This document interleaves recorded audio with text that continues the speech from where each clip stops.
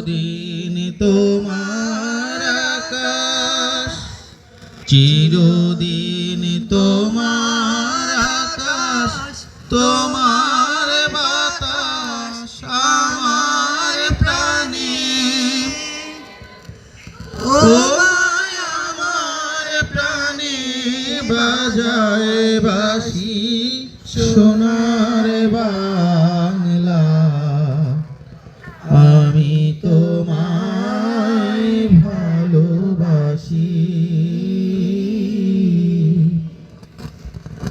ও মা ফাগুনে তোর আমের বনে ঘ্রাণে পাগল করে মরি হায় হায় রে। ও মা ফাগুনে তোর আমের বনে ঘ্রাণে পাগল করে। ও মায়া ঘ্রাণে তোর ভরা খেতে কি দেখেছি আমি, কি দেখেছি মধুর হাসি সোনার বাংলা, আমি তোমায় ভালোবাসি।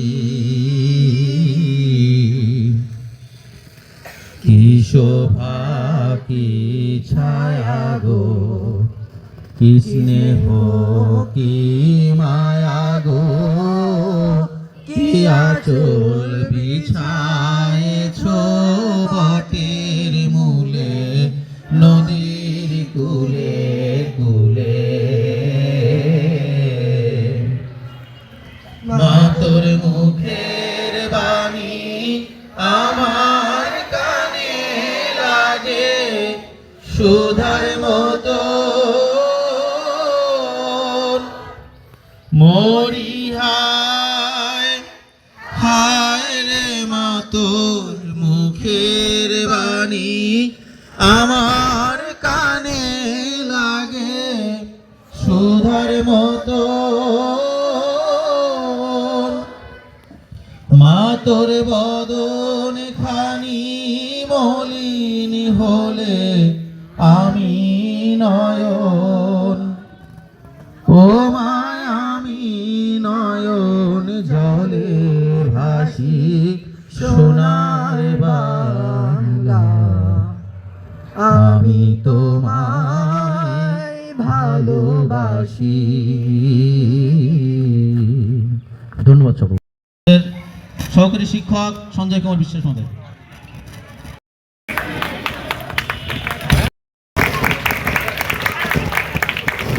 আনন্দঘন পরিবেশে সকলকে ব্যাস প্রদান করাবেন। মুখরিত হোক আমাদের অনুষ্ঠান। লক্ষ্য করছি আমাদের। ধন্যবাদ। ব্যাস প্রদান পর্ব চলছে।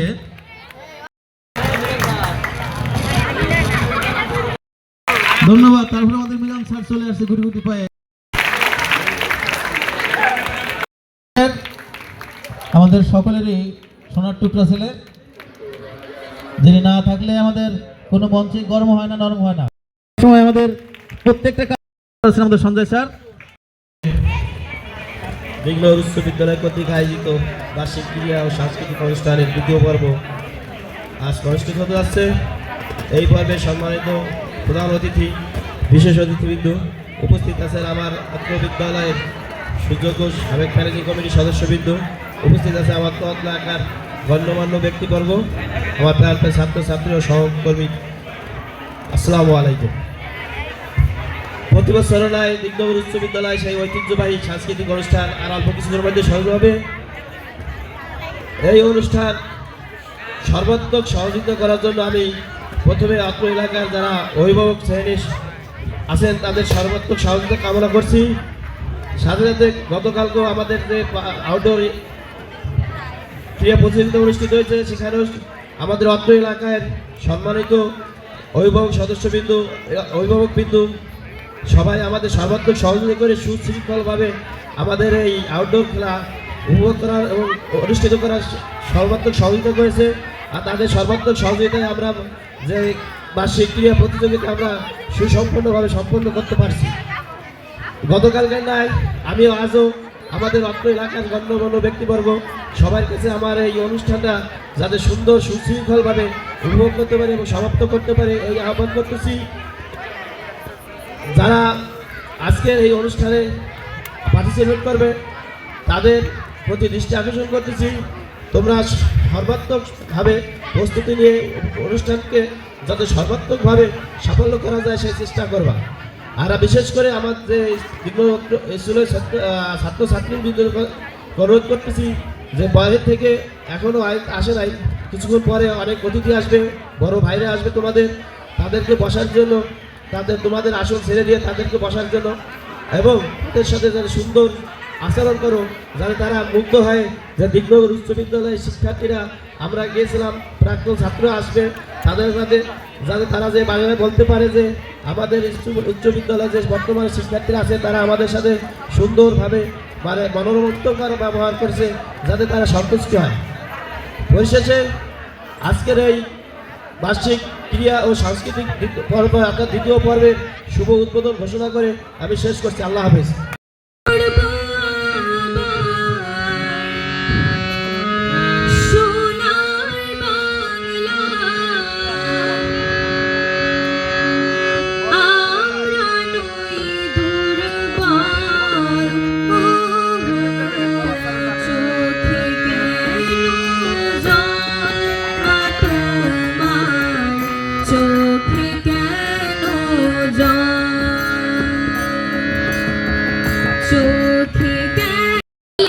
দশম শ্রেণীর একজন শিক্ষার্থী।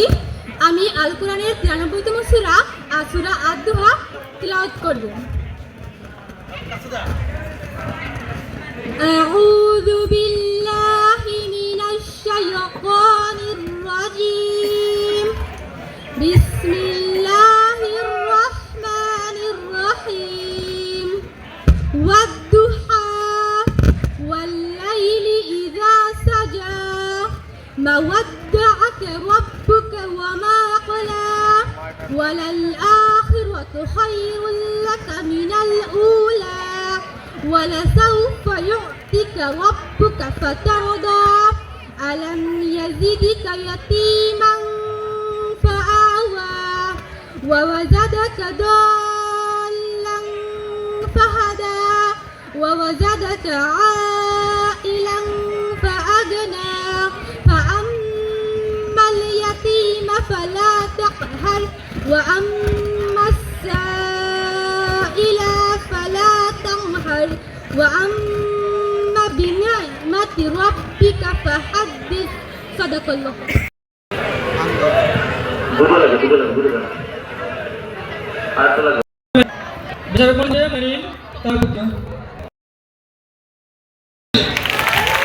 আমরা পরিচিতি অর্জন করবো এখন স্যারদের। স্যাররা কোন কোন পদে আমাদের বিদ্যালয়ে আসছেন? আসসালামু আলাইকুম। মোহাম্মদ বাবুর আলী, গ্রাম মহারাজপুর, মুকসুদপুর, গোপালগঞ্জ। আমি সহকারী শিক্ষক হিসেবে আসছি। গণিত বিষয় গণিত। ধন্যবাদ। এর সঙ্গে আমি একটু করতালি দেয় সবাই। এর সঙ্গে স্যারদের একটু অনুরোধ করছি যে স্যার, আপনারা তো লেখাপড়া করে শিক্ষিত হয়ে আমাদের মাঝে শিক্ষক হিসেবে আসছেন, কিন্তু এছাড়া আপনাদের অর্ডিনারি অথবা আপনাদের এই যে আমরা চলার পথে বলি যে কার কোন বিষয়ে এক্সপিরিয়েন্স আছে, যদি এক্সপিরিয়েন্সটা শেয়ার করেন তাহলে আমাদের একটু বুঝতে সুবিধা হবে। তাহলে আপনার প্রিয় শখ আমি একটু জানতে চাই, আপনার প্রিয় শখটা কি? আমার অনেক ছোটোবেলা থেকে আমি ফুটবল খেলা পছন্দ করি এবং আমার প্রিয় খেলা ফুটবল। তাহলে খেলার মাঝে স্যারকে আমরা ফুটবলার হিসেবে একজন সারিতে আমরা খেলার হিসেবে পাবো। ধন্যবাদ। এরপর আমাদের আছে পরবর্তী স্যার, পরিচয় দেবেন। আসসালামু আলাইকুম। আমি তৌফিক আহমেদ, আমার বাড়ি দক্ষিণ চণ্ডীবর্দী। আমি এখানে সহকারী শিক্ষক বাংলা হিসেবে জয়েন করেছি। আমার আমি এমনি ইসলামিক লেকচার এটা শুনতে আমি স্বাচ্ছন্দ্য বোধ করি। আর জি। জি এই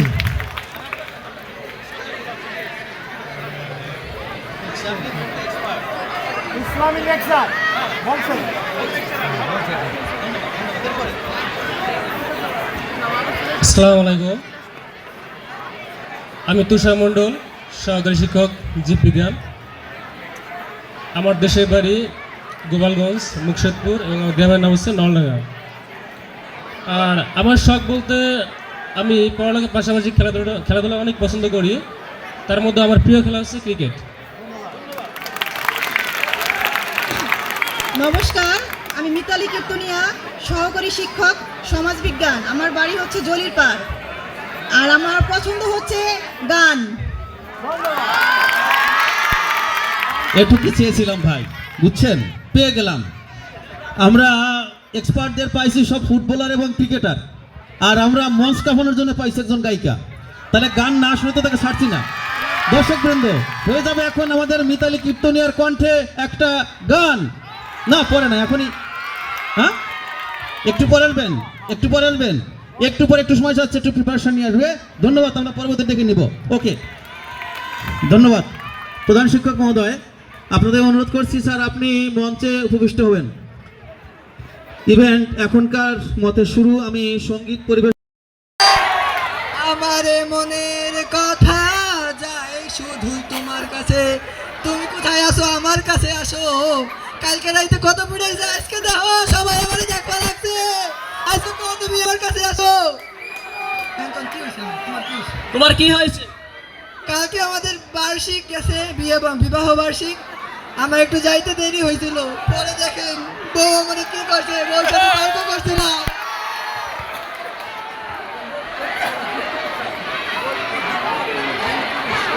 বউর পেটে কি পুরুষ খায়? বউর পিড়ি পুরুষ খায় না, এমন পুরুষ বাংলাদেশে এখনো জন্মই নেয় নাই। এখনো আছে। বউর পিড়ি কেউ একটু বেশি খায়, কেউ একটু কম খায়। আমার অবস্থা হয়েছিল, আমার হলো বেশি পিড়াইছে। কালকে একটু দেরি হয়ে গেছে, দেন কি হচ্ছে আমারে। সবাইকে একটু দেখাও। দেখেন সবাই, সুতরাং বলতে চাই, যে যাই করেন না কেন, বউর সাথে কখনো তর্ক করবেন না, ঠিক আছে? না হলে আমার মতো অবস্থা হবে। স্যার কিছু বলবে?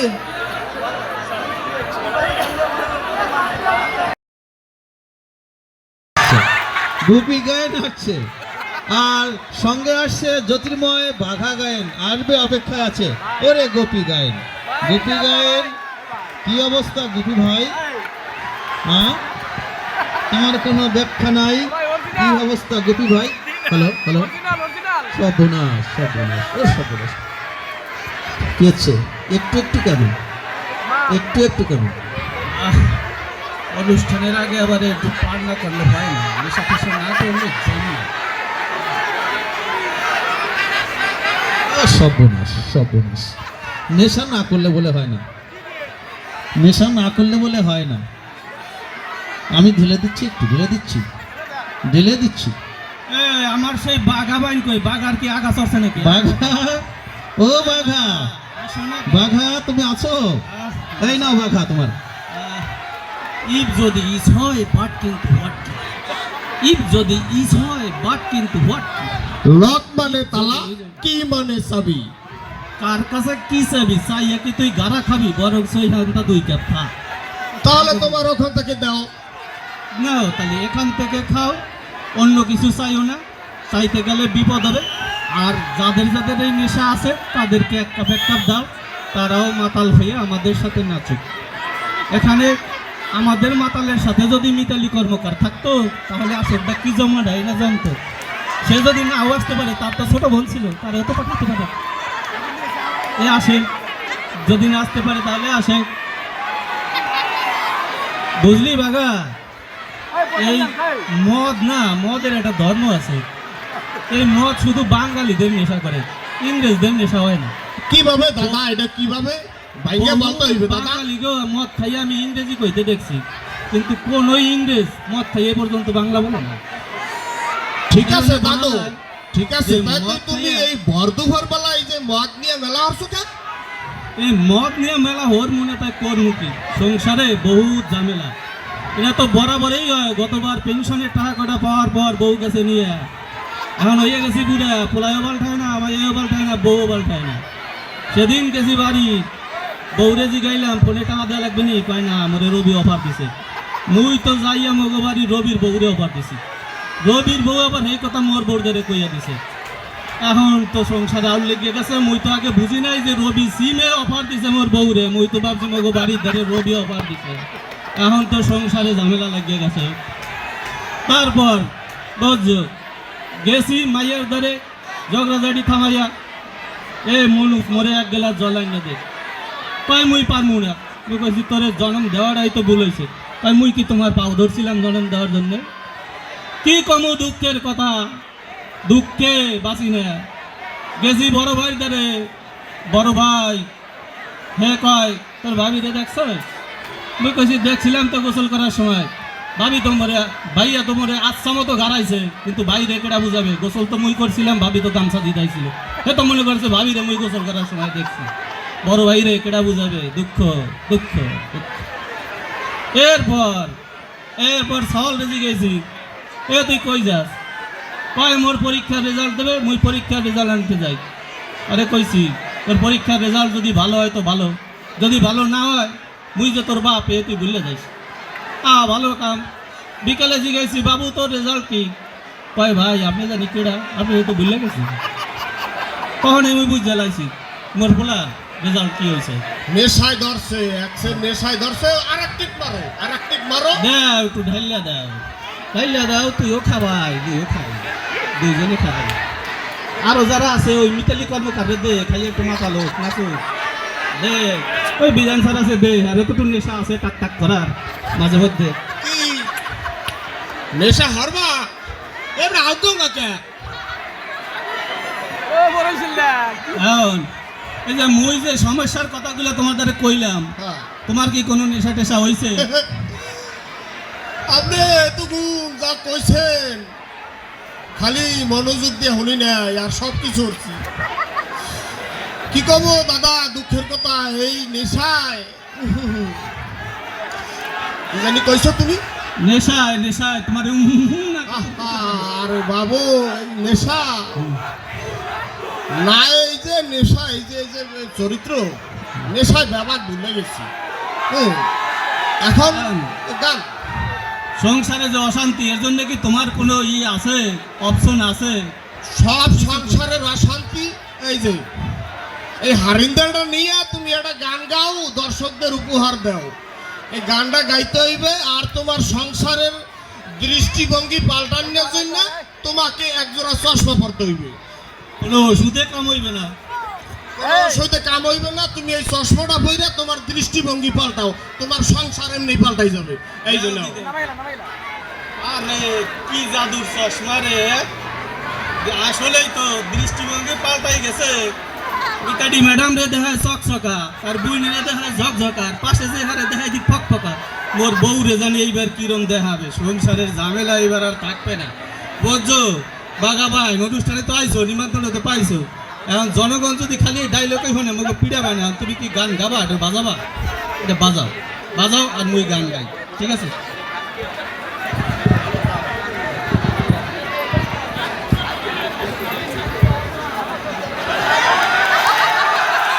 আমার চুল পাকিল দাঁত পড়িল, আমার চুল পাকিল দাঁত পড়িল, মনটা বুড়া হইল না, আরে মনটা বুড়া হইল না। আমি যে রসিক প্রেমিক তোমরা বুঝলা না, আমি যে রঙের মানুষ তোমরা বুঝলা না।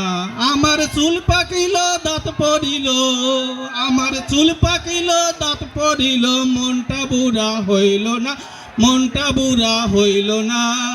আমি যে রঙের মানুষ তোমরা বুঝলা না, আমি যে রসিক প্রেমিক তোমরা জানলা না।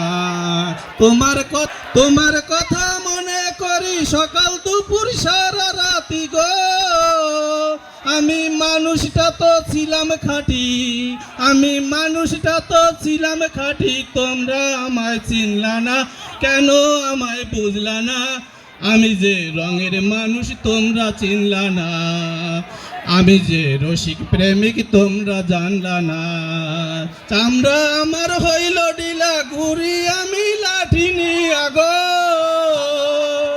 চামড়া আমার হইল ডিলা, ঘুরি আমি লাঠি নিয়া গো, তোমার মনটা কি গো এতই ছোট, তোমার মনটা কি গো এতই ছোট, কেন গাড়ির জায়গা হইল না, আমার জায়গা হইল না, আমি যে মানুষ তোমরা বুঝলা না, যে রসিক প্রেমিক তোমরা জানলা না।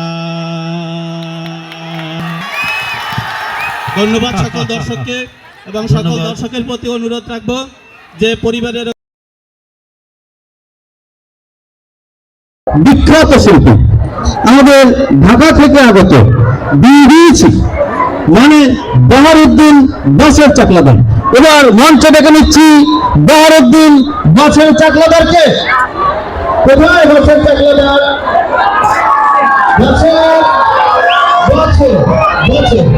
মঞ্চে আসছে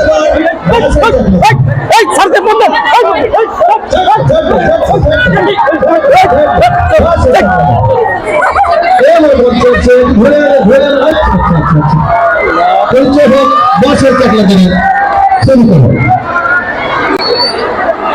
আস্তে আস্তে সর্বনাশ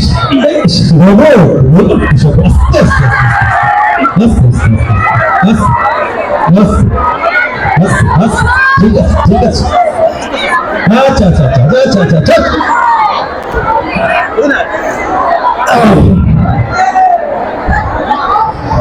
বহারউদ্দিন বাসের চাকলাদার ফাটাই দেবেন কিন্তু।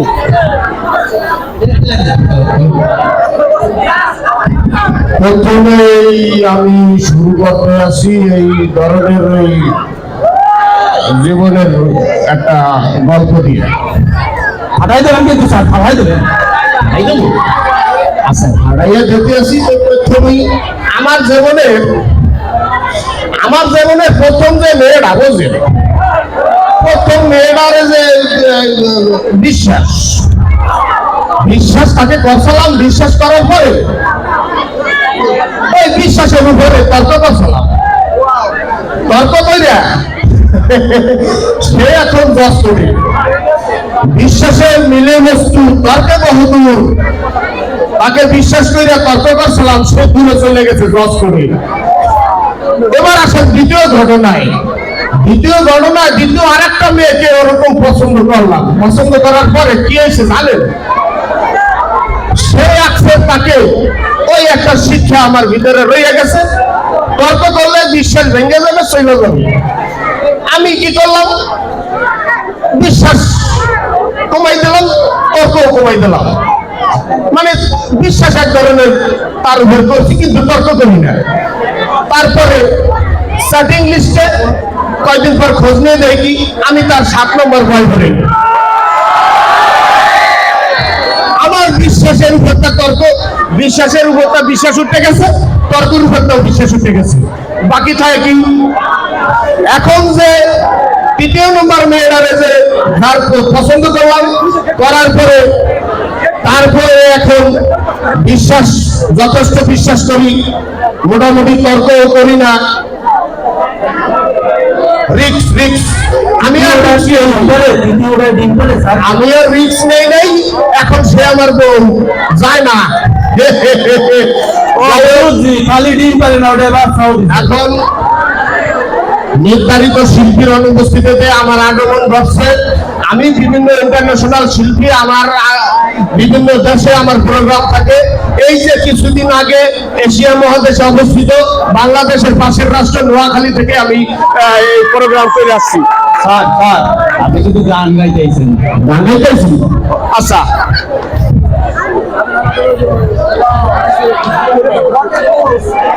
স্যার আপনি কি বয়কট আছেন? গান গাবো? আসলে আমার এই যে শেষ প্রোগ্রাম এগুলো আমি তো এই ছোটখাটো প্রোগ্রামে আসি না, যার কারণে আমি বিভিন্ন গানে আমার ওই জেমস আশিক আকবর, এই যে রোনালালা বিভিন্ন এদের সাথে আমার গানের প্রোগ্রাম হয়। আমি এই ছোটখাটো মঞ্চে আসি না। আমার যে কয়বার তাদের সাথে গান গাইছি তারা 1 লাখ 2 লাখ করে পুরস্কার পাইছে, আর আমার প্রত্যেকটা গানে 1.5 লাখ 2 লাখ করে জরিমানা দিয়ে নামতে হয়েছে। আমার গানের মানে প্রত্যেকটা গানে আমার জরিমানা দিতে দিতে আমি শেষ। বস আপনি কিন্তু গান গাইতেছেন, দর্শক আর বিরক্ত হয়ে যাইতেছে। এবারে মোর পরিচয় দিতে দাও। এখন সেই গান যদি আমি গাই, আমি এখন পর্যন্ত কি বলবো, আমি এখন পর্যন্ত 3-4টা মানহানি মামলার আসামি হয়ে আছি। আর কারণ এই কর্তৃপক্ষ আমার গান দেখে মানহানি মামলা দিয়ে দেয়।